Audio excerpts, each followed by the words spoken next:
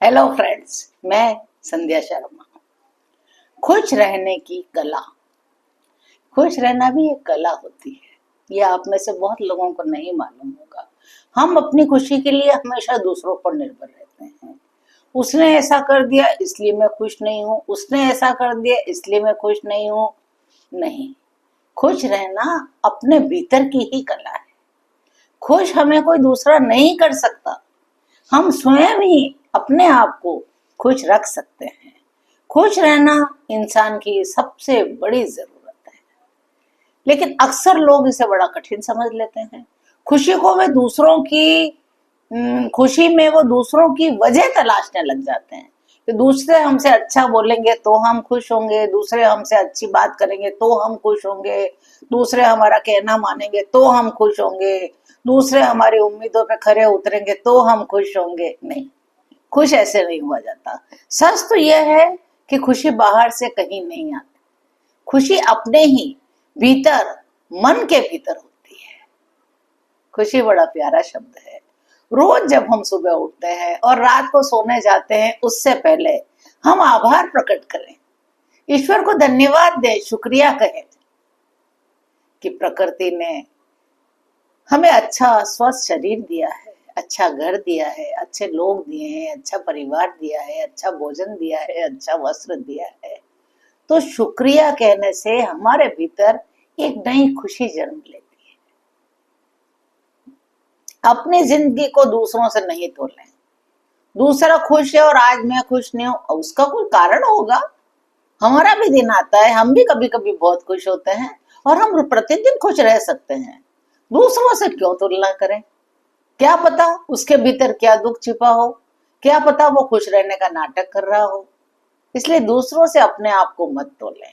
सबकी अपनी अपनी दुनिया है, सबका अपना अपना भाग्य है, सबको अपने अपने कर्म करने पड़ते हैं। तो खुशी सबके साथ होती है, सबके भीतर होती है। खुशी को दूसरों की नजरों से न तोलिए। हर किसी की किस्मत अलग होती है, हर किसी की यात्रा अलग होती है। हर परिस्थिति में, कैसी भी कठिन परिस्थिति आ जाए, उसमें कुछ अच्छा ढूंढने की कोशिश करें। ये परिस्थिति मेरे साथ आई है तो इसमें जरूर ईश्वर ने मेरे लिए कुछ अच्छा सोच रखा होगा। उस अच्छी बात को खोजने का प्रयत्न कीजिए, बुराई को हटा दीजिए, अच्छाई को ढूंढिए। हर बात में, हर परिस्थिति में, हर समय में, हर इंसान में कोई ना कोई अच्छी बात होगी। उसे ही पकड़िए, उसे ही ढूंढिए। मुश्किल हालात में जो छिपी हुई सीख होती है, उसको समझने की बहुत जरूरत है।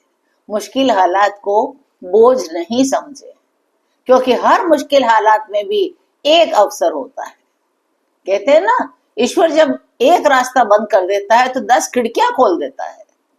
ईश्वर बड़ा दयालु है, बड़ी कृपा करता है वो हम पर। हम उसकी संतान हैं, वो हमें बेवजह दुख नहीं देगा। तो हमारे यदि कोई परिस्थिति खराब आ गई है, हमारा कोई दुख उभर के आया है, तो ध्यान से, धीरे, शांत मन से सोचेंगे इसमें हमारे लिए क्या अच्छा छुपा है। हर वक्त अच्छाई की तलाश करें, बुराई ना सोचे, बुराई की बात भी ना करें, बुराई की बात सोचे भी नहीं, शिकवे शिकायत नहीं करें। हर पल ईश्वर को शुक्रिया अदा करें, अपने आसपास के लोगों का शुक्रिया अदा करें। उन्होंने कब आपका कितना साथ दिया, तो इस बात से आप उन्हें भी खुशी दे सकते हैं और स्वयं भी खुशी पा सकते हैं। देखिए, जब भी कभी मूड खराब हो, हमें लगे कि आज हम खुश नहीं हैं, तो उसका उपाय करिए। पसंदीदा संगीत सुन लीजिए, बागवानी कर लीजिए, थोड़ा किसी मंदिर चले जाइए, थोड़ा टहलने के लिए निकल जाइए, कभी किसी पड़ोसी से थोड़ी गपशप कर लीजिए। देखना आपका मूड एकदम से फ्रेश हो जाएगा। कोई अच्छी सी किताब उठाकर पढ़ लीजिए, कोई धार्मिक पुस्तक पढ़ लीजिए, कुछ चैनल देख लीजिए जिससे आपका मन शांत होता हो। ऐसा बात सुनिए, ऐसी बात देखिए। अपनों से बड़े प्यार से बोले। पता है आपको, जब हम किसी को कटु वचन बोल देते हैं ना, वो तो दुखी होता है या नहीं होता है हमें नहीं पता, लेकिन हम स्वयं बहुत दुखी हो जाते हैं। किसी को कड़वा बोल देते हैं, किसी से के साथ हम बुरा व्यवहार कर देते हैं, बाद में हमारे मन को बड़ा क्लेश होता है, बड़ा दुख होता है। और जब हम कोई अच्छा काम करते हैं, किसी से प्यार से बोलते हैं, किसी को पुचकारते हैं, किसी की मदद करते हैं, उस दिन हमारा दिल बड़ा प्रफुल्लित रहता है। हमें भीतर ही भीतर एक नया विश्वास मिलता है कि दूसरों को खुश रखने से हम स्वयं भी खुश हो जाते हैं। बहुत सारा गुस्सा, बहुत सारी कटुता मन को बेवजह बोझिल बना देता है। ऐसा ना करें। ये क्रोध जो है ना, कई पापों को जन्म दे देता है।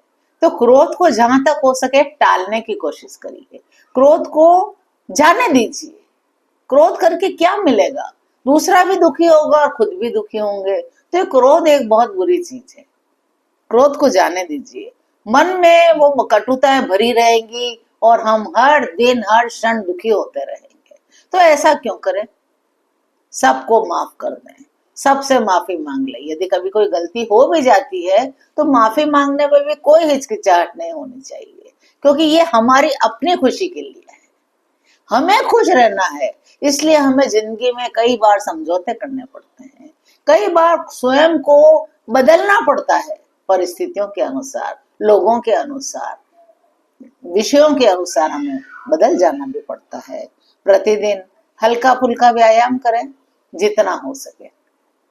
2-3 चक्कर कॉलोनी के लगाने हैं, लगा लीजिए।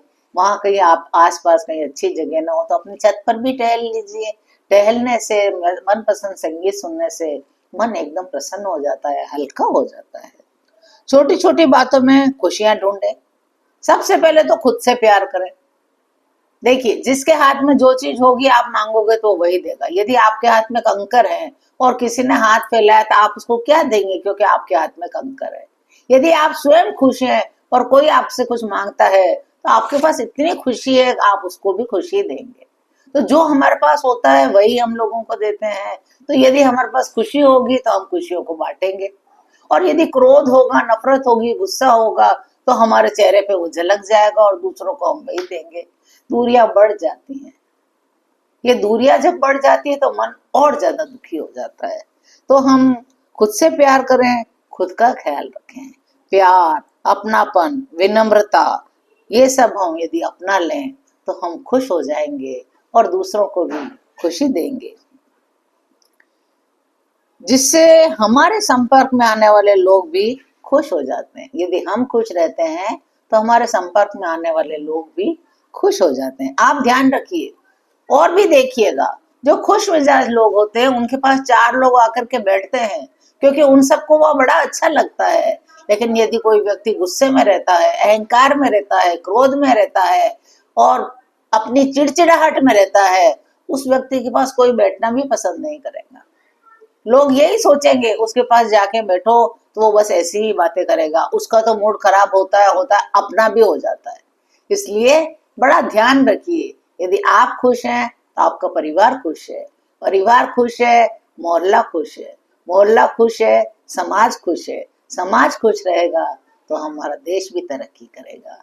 इसलिए मैं सबसे गुजारिश करती हूँ, छोटी छोटी बातों को दिल पर मत लीजिए। यदि किसी ने आपको कुछ कह दिया है, या तो उसे उसी समय भूल जाइए या उसी समय उसको माफ कर दीजिए, दिल से माफ कर दीजिए। और यदि आपसे कभी कोई गलती हो गई है तो दिल से माफी मांग लीजिए। माफी मांगना और माफ करना इतनी सुंदर कलाएं हैं, इतनी सुंदर विषय है ये, इतना सुंदर बात है ये कि आपका मन हमेशा प्रफुल्लित रहेगा और आप अपने संपर्क में आने वाले को, प्रत्येक व्यक्ति को खुश कर पाएंगे।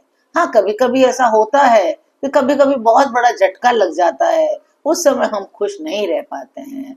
तो भी धीरे धीरे कोशिश करिए, उस दुख से उबरने की कोशिश करिए, क्योंकि वो दिन भी सदा रहने वाले नहीं है। सदा सब कुछ बीत ही जाएगा। दुख के दिन भी बीत जाएंगे, खुशी के दिन भी आएंगे, सुख के दिन भी आएंगे। इसलिए दुख को जितना जल्दी हो सके अपने से दूर कर दीजिए। सुख को पाने के लिए कुछ भी नहीं करना पड़ता है, सिर्फ स्वयं को खुश रहने से ही हम सुखी हो जाएंगे। तो आज मैं अपनी बात को यहीं विराम देती हूँ, फिर मिलेंगे एक नए एपिसोड में। जय श्री कृष्ण।